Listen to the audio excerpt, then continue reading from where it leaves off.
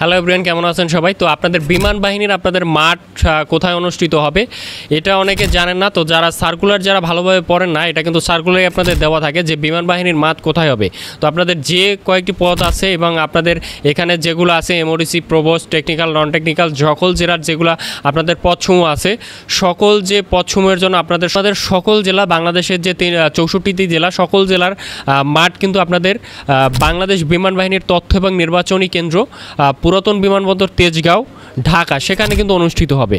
তো আপনাদের কিন্তু এটা কিন্তু আপনাদের বিমান বাহিনীতে আবেদন করার পরে আপনারা যখন আপনাদের মেসেজ আসবে মোবাইলে, তখন আপনাদের সেখানে কিন্তু মাঠের ডেট আপনাদের কিন্তু দেওয়া হবে এবং আপনাদের সার্কুলারেও কিন্তু আপনাদের কত তারিখে মাঠ হবে সেটা কিন্তু বলে দেওয়া হবে। তো আপনারা তারিখ মোতাবেক অবশ্যই আপনাদের যে সকল কাগজপত্র আছে সেই সকল কাগজপত্র নিয়ে আপনারা মাঠে উপস্থিত হবেন। তো এর আগে কিন্তু আপনাদের কাগজপত্র নিয়ে ভিডিও বানিয়েছি, সেটি আপনারা চাইলে দেখে নেবেন।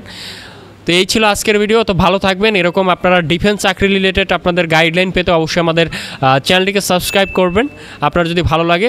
আর আমাদের ভিডিওগুলো আপনাদের আপডেট ভিডিও আপনাদের কাছে চলে যাবে তাহলে। আর আমাদের এরকম নতুন আরও ভিডিও আসবে। তো ভালো থাকবেন, পরবর্তী ভিডিওতে দেখা হচ্ছে।